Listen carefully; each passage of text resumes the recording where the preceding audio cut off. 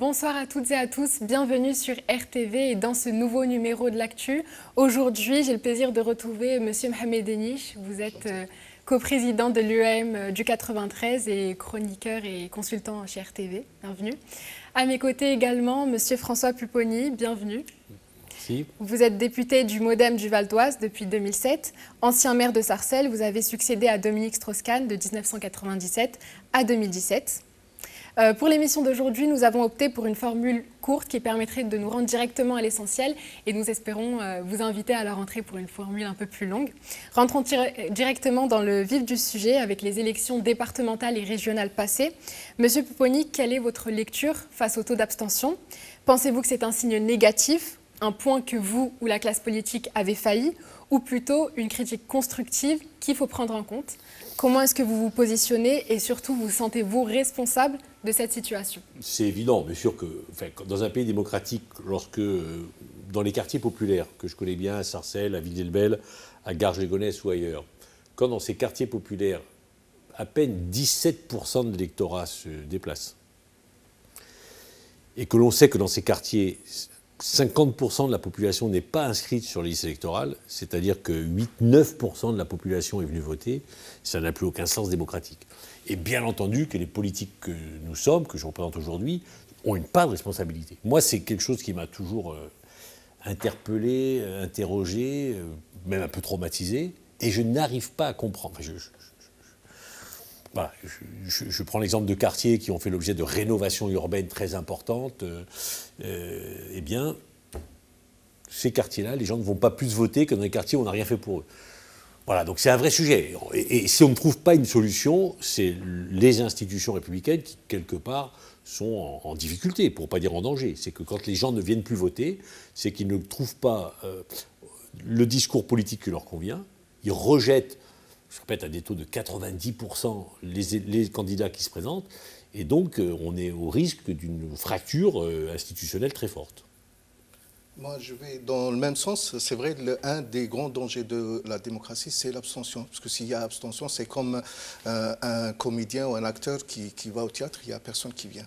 À un moment, il va arrêter. Il n'y a personne, on ne va pas faire un spectacle pour soi-même.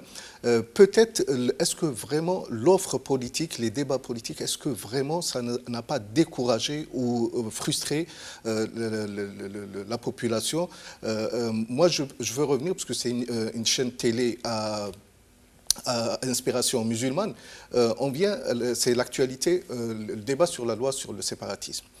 Est-ce que ce débat-là, puisque ça a traîné depuis longtemps, depuis octobre ou septembre, tout ce qui est venu avec, et ça continue, je pense, jusqu'au fin juillet, où on va mettre un point sur ça. Moi, je veux revenir sur vous. Vous avez deux facettes. Une facette locale, que, à travers mes amis, vous êtes quelqu'un d'agréable, vous avez très bien géré une ville populaire, vous avez une très bonne image, avec toutes les communautés, sans exception. Il n'y a aucune communauté qui dit oui, il est proche de celle-là ou de celle-là. Vous avez beaucoup aidé les musulmans dans l'acquisition des lieux de culte, agrandissement. La fête de l'Aïd, on m'a dit que vous avez initié une très bonne initiative de mettre un chapiteau pour la fête de l'Aïd pour que tout le monde soit rassemblé. Un abattoir mobile qui a eu un gros succès. Malheureusement, ça n'a pas continué, mais vous l'avez initié. Donc, localement, vous avez une image positive. Le problème, c'est que lorsqu'on vous voit publiquement, à l'Assemblée nationale, dans certaines chaînes, vous avez un autre discours qui fait peur. Par exemple, je prends juste l'exemple, le dernier exemple, on reste dans l'actualité, là, l'amendement, le dernier amendement sur l'assesseur qui porte le voile. Vous avez fait cet amendement, est-ce que vous avez prévu les débordements, les dérapages qui ont eu après? On a écouté les députés qui prenaient la parole sur ça, on était choqués. C'est quoi le but derrière? Alors, votre exemple est très révélateur. Visiblement, j'ai une vraie difficulté à faire passer le message que je... Alors, à la fois, je sais ce que je dis, je vais le redire, je sais pourquoi je le dis, mais la difficulté, c'est qu'aujourd'hui, en France, quand vous abordez le problème de la laïcité, de la place des religions, vous n'êtes pas audible. Parce qu'on vous dit tout de suite... mais il est contre telle religion, il est islamophobe. Non. Et moi, ce que je conteste, ce que je regrette, c'est qu'on ne soit pas capable d'aborder le sujet du fait religieux dans notre pays, et en particulier avec la communauté musulmane. Et je dis, mais moi je suis prêt au débat, je veux débattre. D'ailleurs, merci de m'avoir invité. Mais je reprends l'exemple de cet amendement. Le texte de loi dont on parle, c'est un texte de loi qui dit il faut qu'on élargisse un peu plus la neutralité. Aujourd'hui, en France, il y a la liberté absolue de conscience, tout le monde peut croire, et la Déclaration des droits de l'homme et du citoyen dit personne ne peut être discriminé en vertu de sa religion. Bon, très bien. Mais la France a dit mais il y a des endroits où il faut être neutre. Aujourd'hui, ce sont les services publics, l'école. On dit là, il faut être neutre. Mais partout ailleurs, chacun a le droit de croire, d'exprimer sa religion, et c'est sa liberté, et il faut la protéger, cette liberté. Et moi, c'est ma conception de la laïcité. Dans cette loi, on dit qu'il faut peut-être un peu plus élargir la neutralité, en particulier la neutralité pour les transports en commun, pour ceux qui sont délégataires de services publics, la SNCF, la RATP, pour schématiser. Bon. Et nous, on s'est posé la question, moi je la pose la question, est-ce qu'on ne doit pas élargir la neutralité aux élus? Aux élus. Et moi, je dis toujours l'exemple, à Sarcelles, le problème des élus, ce n'est pas le problème du voile, c'est le problème de la kippa, donc d'un fait religieux. Il y a des élus qui expriment leur religion, mais ça fait 20 ans. Et quand je dépose un amendement avec d'autres pour dire, voilà, est-ce qu'il ne faut pas qu'avant les élus soient neutres? Parce que on ne peut pas dire les fonctionnaires doivent être neutres, mais l'élu, lui, il a le droit d'exprimer sa religion quand il reçoit. Peut-être que le concitoyen qui est reçu par l'élu, il se moque de la religion de l'élu. Il dit, monsieur, moi je veux un appartement, je veux pouvoir déposer un permis de construire. Votre religion, elle ne m'intéresse pas, monsieur l'élu, madame, monsieur. Bon. Donc le débat, il était là-dessus. Est-ce qu'un élu doit être neutre ou pas?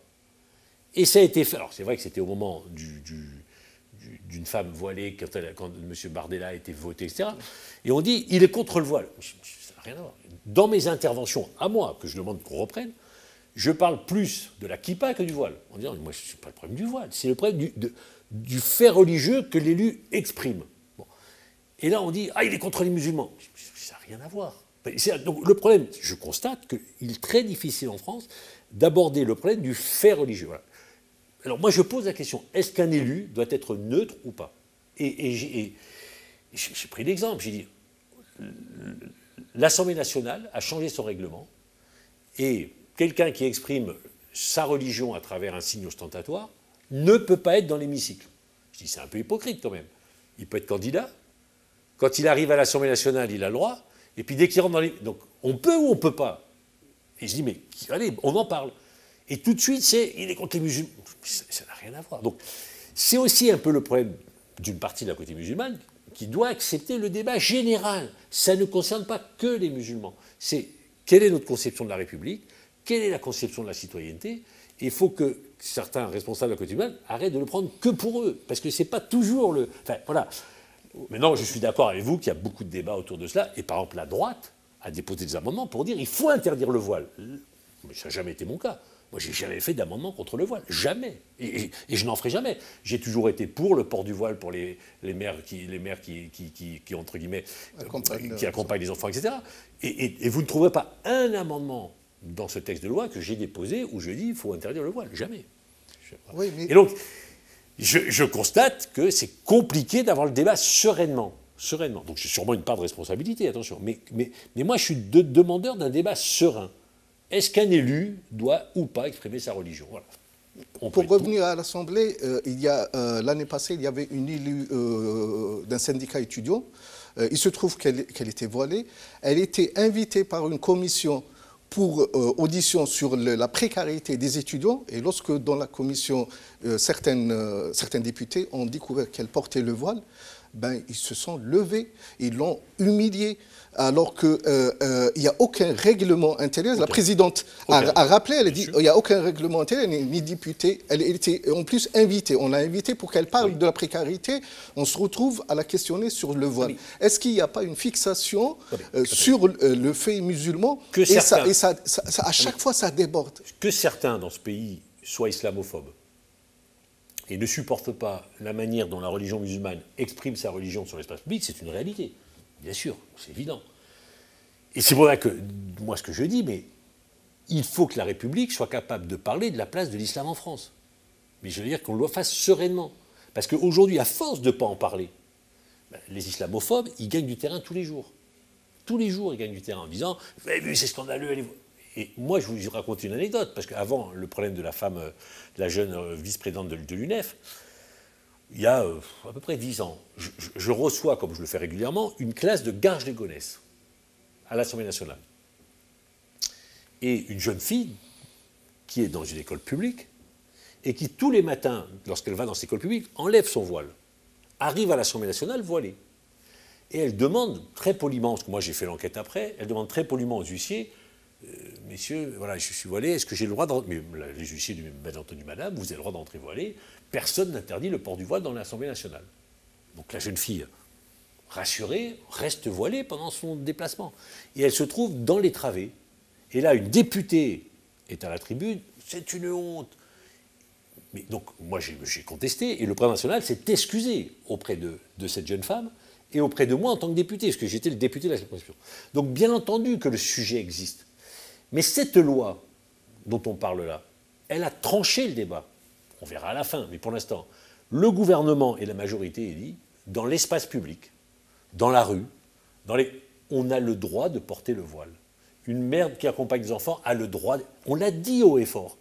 Et malgré tout, on passe pour des gens qui sont contre le voile. Je dis, mais on marche sur la tête. On écrit dans la loi que c'est possible, qu'on a le droit, et certains disent, ils sont contre le voile. Donc on a un problème de débat. Moi, le texte de loi, il est simple.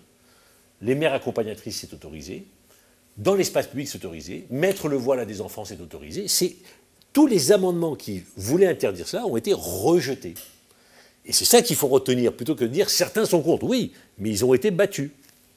Oui, mais le problème, c'est que des élus comme vous du terrain, et qui maîtrisent bien le sujet, on aurait aimé que vous soyez là pour arrêter ce type de débat. Alors que vous, là, sans le vouloir, vous avez mis une pièce dans la machine et il y avait des débordements qui ont beaucoup choqué. Et on trouve que sur la question musulmane, à chaque fois ça dérape, à chaque fois ça dérape. Peut-être il n'y a pas un moment de dire on arrête de discuter sur l'islam et on passe à autre chose. Oui. Puisque le voile, à chaque fois on parle du voile, que ce soit le voile à la piscine, le voile à l'école, le voile dans le transport, à un moment, c'est bon.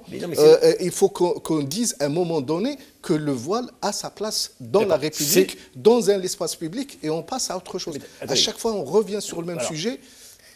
Je suis d'accord et pas d'accord avec vous. Oui, il faut qu'on ait le débat. Oui, on a trop tardé à l'avoir. Mais on l'a actuellement. Cette loi le permet. Maintenant, on ne peut pas dire à la fois on a le débat et donc il ne faut pas qu'on en parle. Et si on a le débat, il faut qu'on en parle. Il faut qu'on en parle. Et donc on en parle. Et j'allais dire, on en parle une bonne fois pour toutes. Mais au moins on en parle. Alors qu'avant, le tort qu'on avait, moi je le disais, on n'en parlait pas avant. Et à force de ne pas en parler, on en parlait mal. Là, on en a parlé à l'Assemblée nationale. On en a parlé au Sénat. On en a parlé au Parlement. Et le résultat de tout ça, c'est qu'on dit, bah oui, dans la quasi-totalité des lieux, on a le droit de porter le voile. Et puis il y a quelques lieux où on n'a pas le droit. Donc on met les règles. On le fait actuellement. Et donc c'est un peu paradoxal de dire, on en parle, on a le débat, mais il ne faudrait pas qu'on... On l'a. Maintenant, ce que j'espère, c'est qu'une fois que la loi sera votée, bon, le débat devra s'apaiser, parce qu'on aura tranché. Le Parlement aura autorisé le port du voile en France. Voilà, c'est clair. Et c'est là où je dis qu'il faut aussi que la communauté musulmane l'entende, Le texte de loi qui va sortir n'est pas un texte contre le voile. Au contraire, puisque tous les amendements qui voulaient empêcher le port du voile dans l'espace public ont tous été rejetés. Mais on a sûrement mal communiqué parce que c'est le sentiment inverse qui existe dans la communauté musulmane qui dit c'est une loi contre le voile. Non, au contraire, c'est une loi qui autorise le voile parce que c'est notre conception de la laïcité. Alors par contre, moi effectivement, j'ai posé la question avec d'autres. Et les élus, qu'est-ce qu'on fait pour les élus? On fait ou on ne fait pas? Parce que je reprends l'exemple des bureaux de vote. Le texte du ministère de l'Intérieur dit, dans un bureau de vote, il faut être neutre. Il ne faut exprimer aucune opinion. Est-ce qu'une opinion religieuse, c'est de la neutralité ou pas? Voilà, on a le débat. On est en démocratie, c'est un parlement, on s'est posé la question. Est-ce que l'expression d'une religion, d'une croyance, est-ce que la neutralité s'applique à ça? Bon, on a le droit de se poser la question, sans pour autant être traité d'islamophobe. Mais est-ce que vous ne pensez pas qu'à force de répéter les mêmes sujets, l'image de la France, on oublie les citoyens musulmans ici, c'est bon, ils ont fait leur deuil, mais notre image dans l'international, c'est une image catastrophique, surtout depuis, on va dire, la fin de l'année, le discours de monsieur. Voilà, c'est une catastrophe au point, la première fois, on voit un appel au boycott des produits français. Oui. Et deuxième chose, il y a des pays amis de la France qui, pour la première fois, ont exprimé leur regret et leur dégoût, certains. Par exemple, je prends le Maroc, qui est un pays qui est ami de la France, un communiqué des affaires étrangères qui ont dit que c'est un comportement enfantin de traiter ça. La Jordanie, le roi de Jordanie, qui est aussi un ami, qui est venu pour la marche de Charlie, il a dit, si c'était à refaire, je ne viendrai pas à Paris. Le Pakistan, voilà, qui un pays plus ou moins modéré, le Premier ministre, c'est quelqu'un de formidable, il a demandé des excuses. Donc ça fait beaucoup. Ça fait beaucoup de pays amis, modérés, qui disent, qu'est-ce qui se passe chez vous? Sauf qu'il ne faut pas que les musulmans oublient quelque chose. En 1804, les Juifs voulaient leur place en France. C'était une religion qui émergeait en France. Les Juifs avaient toujours un statut particulier, ils n'étaient pas reconnus comme citoyens. Et Napoléon leur a dit, attendez, vous voulez être français en France, c'est une place... D'accord, ok, allez. Mettez-vous autour d'une table à tous les rabbins et vous me dites, c'est quoi les règles pour être juif en France? Les rabbins ont discuté, et puis Napoléon a dit, écoutez, vous voulez être juif en France? Voilà les règles. 1804, concordat, c'est comme ça. Pour être rabbin, c'est ça. Pour avoir les financements, c'est ça. Pour les églises, pour les synagogues, c'est ça. Ok. En 1905, la religion catholique était la religion dominante, historiquement. La République a dit, écoutez, c'est trop maintenant. Donc ils ont dit aux catholiques, maintenant on va arrêter. On ne va plus vous financer. Stop. Nous, on veut être séparés de l'Église. Ça a été un cataclysme dans un pays qui était un pays catholique. Ça a été un cataclysme. Mais la France l'a fait, la République l'a fait. Ils ont dit aux catholiques, stop. Voilà, 1905, on arrête. On ne vous paye plus, on ne vous finance plus. Et pour être religieux en France, voilà ce qu'il faut. Et maintenant, il arrive, depuis quelques années maintenant, et c'est intéressant, et c'est important, et c'est une richesse pour la France, l'avènement d'une nouvelle religion très importante, avec de plus en plus de fidèles, la religion musulmane. Et donc, ce qu'on n'a pas fait pour les catholiques, ce qu'on a fait pour les catholiques et ce qu'on a fait pour les juifs, on ne pourrait pas le faire pour les musulmans. Moi, depuis le début, j'ai dit, mais ce n'est pas le sujet. Parlons aux musulmans pour dire, voilà. Et moi, j'ai parlé aux musulmans de ma ville depuis des années, vous le disiez. Les musulmans de ma ville, ils revendiquent quoi? Ils revendiquaient le financement des lieux de culte, qu'ils n'avaient pas. Je leur ai accordé des lieux de culte, y compris, c'était à la limite de la légalité. Quand j'ai donné des terrains et que j'ai donné des maisons pour faire des mosquées, c'était borderline juridiquement, mais je l'ai fait. Ils me demandaient un cimetière, parce que le carré musulman, beaucoup ne rentraient pas au pays d'origine pour se faire enterrer et étaient complètement présents à Sarcelles et disaient, nous, on veut enterrer les nôtres ici. Donc on a fait un carré musulman. Ils demandaient l'abattage rituel. On a fait un abattoir mobile. Après, il y a le problème du financement. Et là, je leur ai dit, là, c'est pas le problème du maire. L'interdiction des crédits, tout ça, le maire, il ne peut rien faire. Donc, malheureusement, il peut pas. Donc, moi, j'ai essayé d'écouter les musulmans de ma ville, de ma circonscription, et j'ai essayé d'apporter des réponses. Bon. Et je lui ai dit, mais au niveau national, la France n'était pas capable de le faire. D'écouter la communauté musulmane pour dire, bon, c'est quoi être musulman en France? On n'en a jamais parlé. Et par exemple, moi, pour en parler avec les responsables de la communauté musulmane, ils me disent, nous, on a un problème particulier aujourd'hui, c'est le financement de nos lieux de culte. Les églises catholiques, elles sont payées par les mairies parce que ça existait avant 1905. Les synagogues, pareil, certaines existaient, donc elles sont payées par les mairies aussi. Voilà, et de toutes les manières, il y a des financements possibles. Les musulmans, nous, non. Bon, moi, depuis le début, je l'ai écrit. Moi, je pense qu'il faut que la République, elle dise, OK, pendant 10 ans, l'État peut financer les mosquées. Pendant 10 ans. On remet la communauté musulmane à niveau des autres, et une fois qu'elles auront des lieux de culte, c'est comme les autres, la puissance publique ne finance plus. Bon. Parce qu'aujourd'hui, les musulmans, ils disent ça. Ils disent, mais nous, attendez, comment on fait pour financer? Vous nous dites, c'est plus les étrangers qui vont financer. On va contrôler l'origine des fonds. Il y aura les dons, mais dans certains territoires, les dons ne suffisent pas à financer les mosquées. Et donc, c'est comment on finance nos mosquées. Donc, on a cette revendication. Et on peut en parler avec la communauté musulmane, sans que ça soit pris par les musulmans comme étant, vous êtes contre nous. Non, c'est de dire, à un moment, c'est quoi les revendications et comment on est d'accord, on n'est pas d'accord. Mais comme on l'a fait pour les juifs, comme on l'a fait pour les catholiques. Pourquoi on ne serait pas capable d'avoir le débat? Il ne faut pas que la communauté musulmane le prenne en disant c'est de l'islamophobie. Non, non.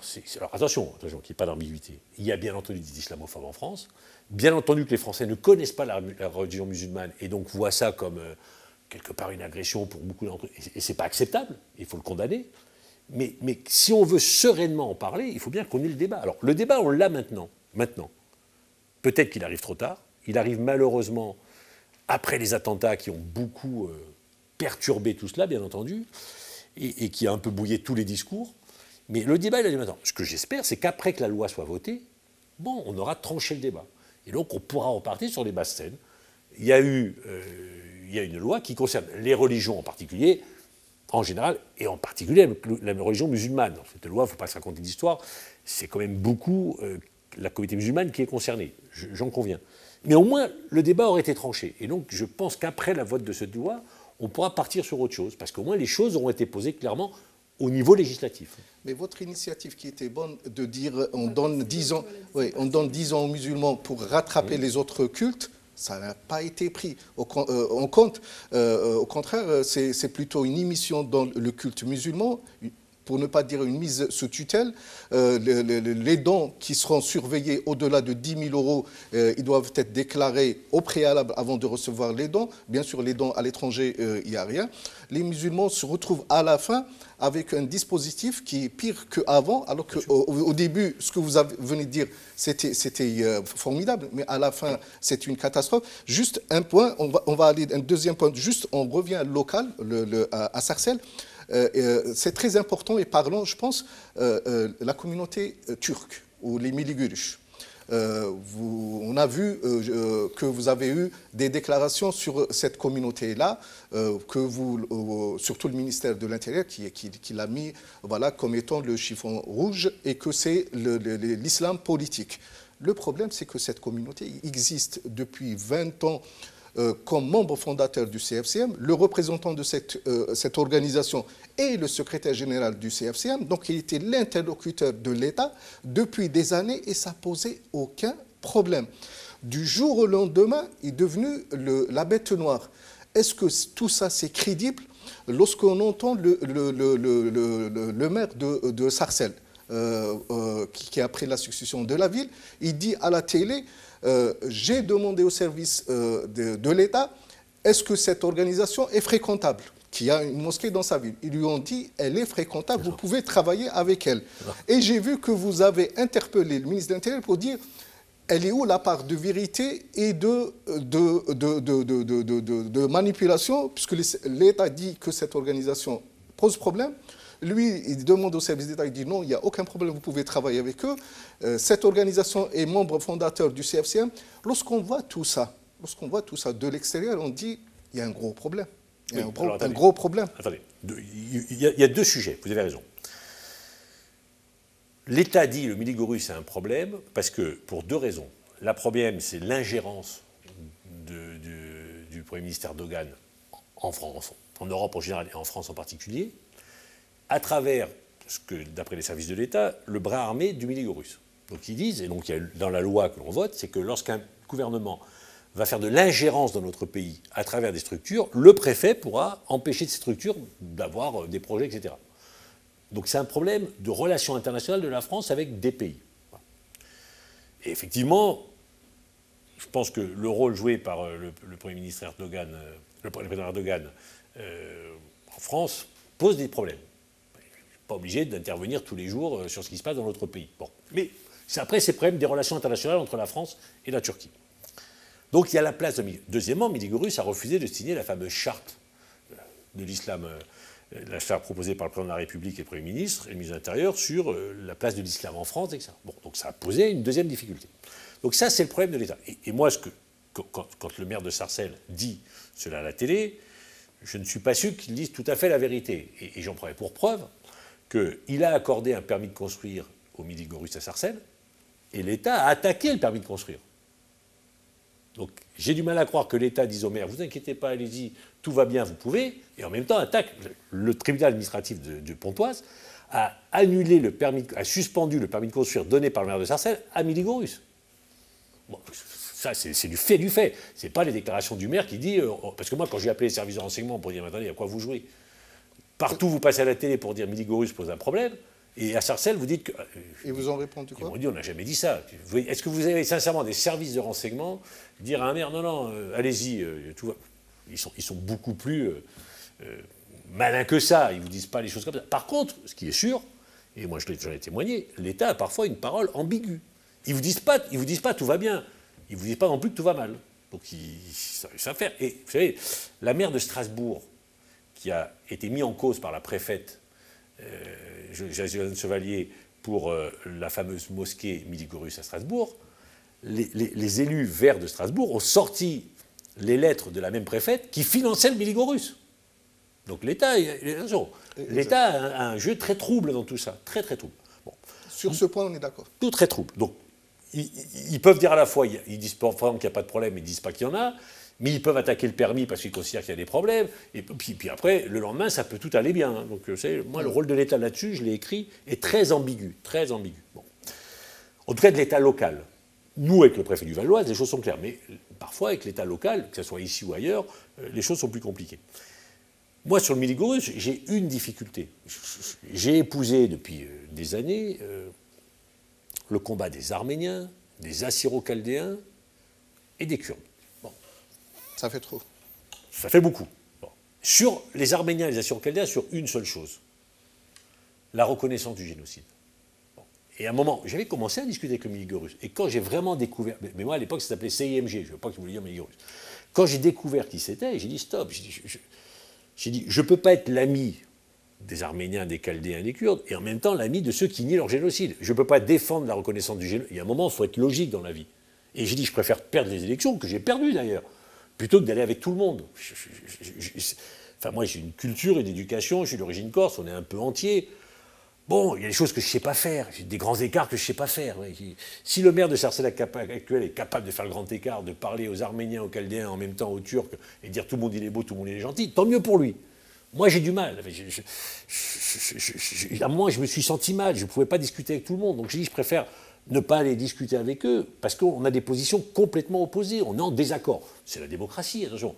Je respecte leur position, j'ai la mienne, on est en désaccord. Mais je ne peux pas jouer sur les deux tableaux. Bon. Moi, j'ai refusé de jouer sur les deux tableaux.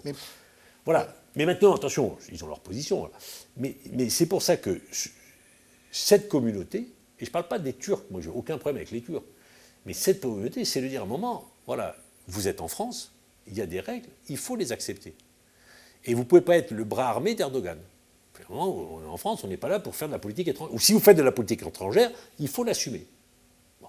Et c'est ce que dit le gouvernement actuel, en disant, écoutez, si vous êtes le bras armé en France d'Erdogan et qu'on est en conflit avec Erdogan, on est en conflit. Si maintenant vous êtes en France, vous vivez tranquille et vous ne vous occupez pas des relations internationales, il n'y a aucun problème. Mais vous ne pouvez pas faire les deux. C'est un peu ça le message qui est passé par le gouvernement français, y compris dans l'article de loi qui a été voté sur ce sujet-là, puisqu'il y avait le problème de l'école d'Albertville, où le Miligorus a déposé pour avoir une école hors contrat. Le préfet a voulu attaquer et le tribunal a dit non, ils ont le droit d'avoir une école hors contrat. Bon. Et donc le gouvernement a demandé à ce que la loi change pour justement donner la possibilité à un préfet, lorsque c'est en relation avec les relations internationales de la France et un pays qui fait de l'ingérence, de pouvoir s'y opposer. Parce que sinon, jusqu'à présent, la loi ne l'autorisait pas. Mais apparemment, c'était déjà prévu. Ouais. Dernière question, je voulais revenir sur l'Arménie. Il y a un mois, nous avons invité l'ambassadeur de l'Azerbaïdjan en France, M. Mustafayev. On sait que vous êtes très impliqué dans les conflits internationaux, et notamment dans celui qui oppose l'Arménie et l'Azerbaïdjan. L'Arménie que vous soutenez, et vous êtes également pour l'indépendance du Haut-Karabakh.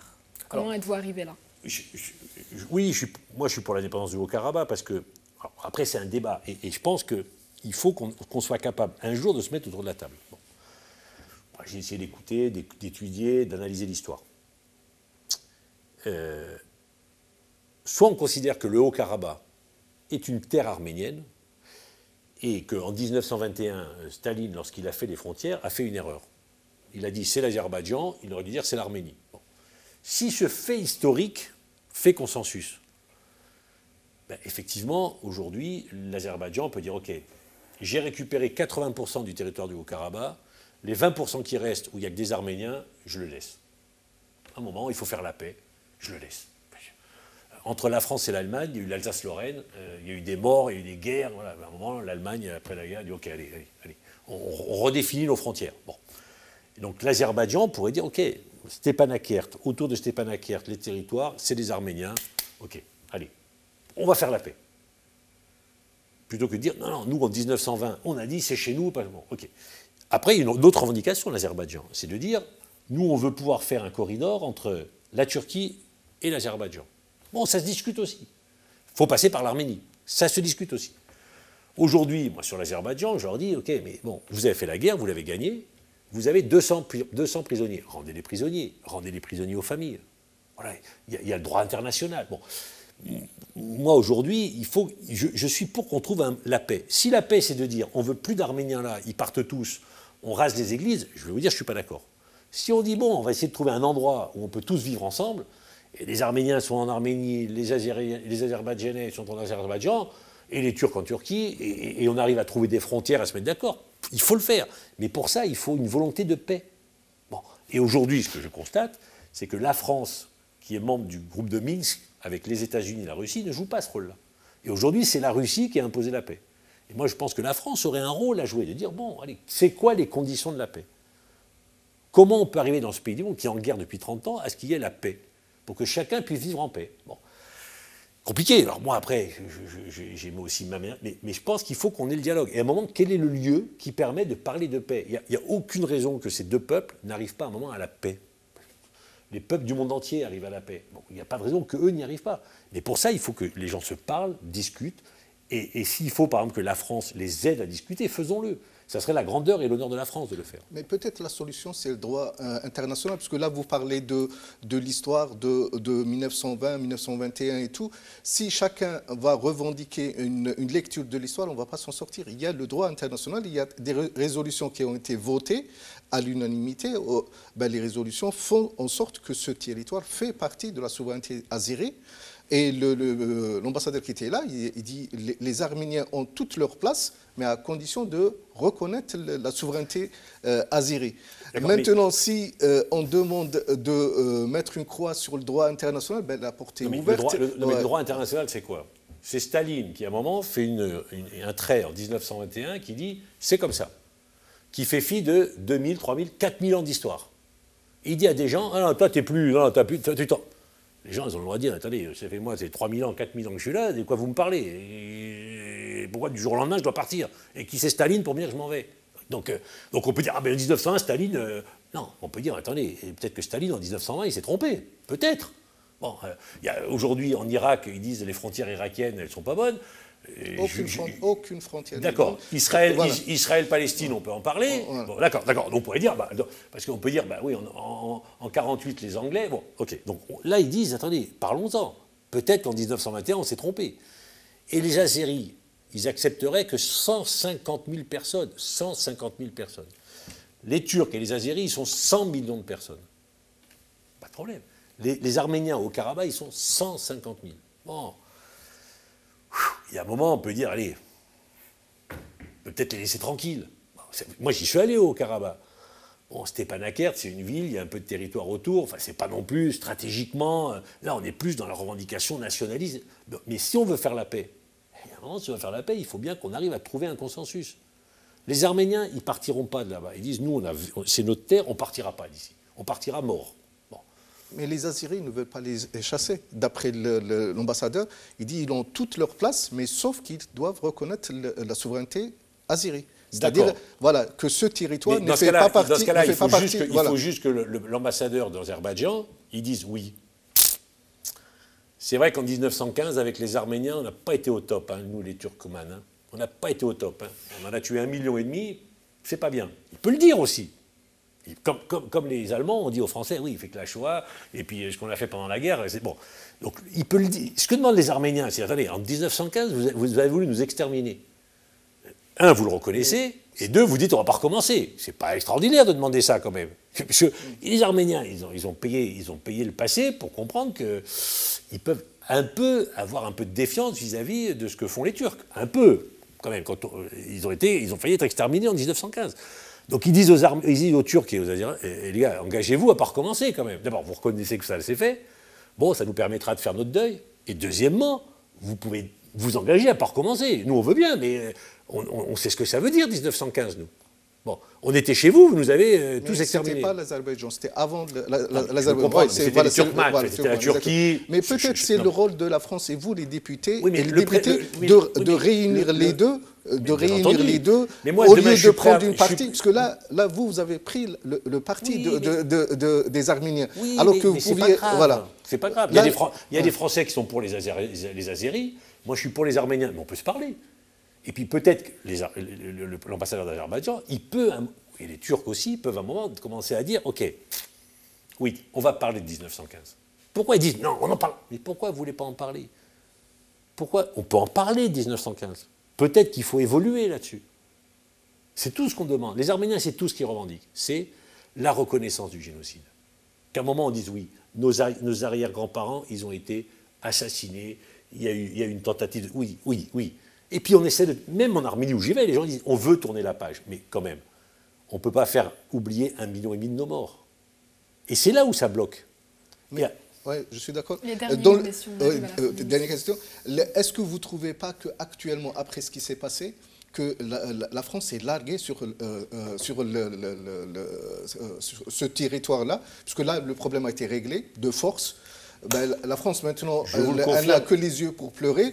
Et j'ai vu la communauté arménienne ici en France qui est en colère par rapport à la France, parce qu'elle souhaitait, elle pensait qu'on allait intervenir militairement, ou peut-être ils le souhaitaient. On n'a rien fait. Donc, ils ont beaucoup de colère contre notre pays. Est-ce qu'on ne les a pas leurrés? Est-ce qu'on ne leur a pas donné de mauvaises on pouvait être véridique avec eux pour dire non. Vous avez entièrement raison. Même si pour bien fréquenter la communauté arménienne, ils disent le discours d'Emmanuel Macron, nous le saluons. Il a été assez dur contre ce qui s'est passé en Azerbaïdjan. La position du Quai d'Orsay, nous la condamnons. La France, elle parle de deux voix actuellement. Il y a Emmanuel Macron qui dit une chose et le Quai d'Orsay qui dit autre chose. Le Quai d'Orsay, c'est lui qui est parti à Azhar pour expliquer aux musulmans que la France n'a pas de problème avec les musulmans. Donc la communauté arménienne, effectivement, considère que la France n'est pas au rendez-vous de l'histoire. Je vous le confirme. Moi, j'étais d'ailleurs en Arménie il n'y a pas longtemps et au Karabakh il y a à peu près 2 mois, 1 mois et demi. C'est ce qu'ils nous disent là-bas. Pendant les 44 jours, vous étiez où? Oui, bien entendu que la France a perdu de l'influence au Caucase, et c'est la Russie aujourd'hui. Moi, quand j'étais au Karabakh il y a 1 mois, j'ai passé 5 checkpoints russes pour aller au Karabakh. Pour rentrer en Azerbaïdjan illégalement, puisque je rentre illégalement en Azerbaïdjan, c'est avec l'autorisation des Russes. Bon. Ce qui n'est pas digne pour la France, et je pense que la France devrait retrouver sa place. Nous arrivons à la fin de cette émission. J'espère qu'on aura l'occasion de faire un deuxième numéro. Intéressant, et ça va très Merci vite. d'être venu, Monsieur Pupponi et Monsieur Mohamed Deniche. Merci de nous avoir suivis et à très bientôt sur RTV.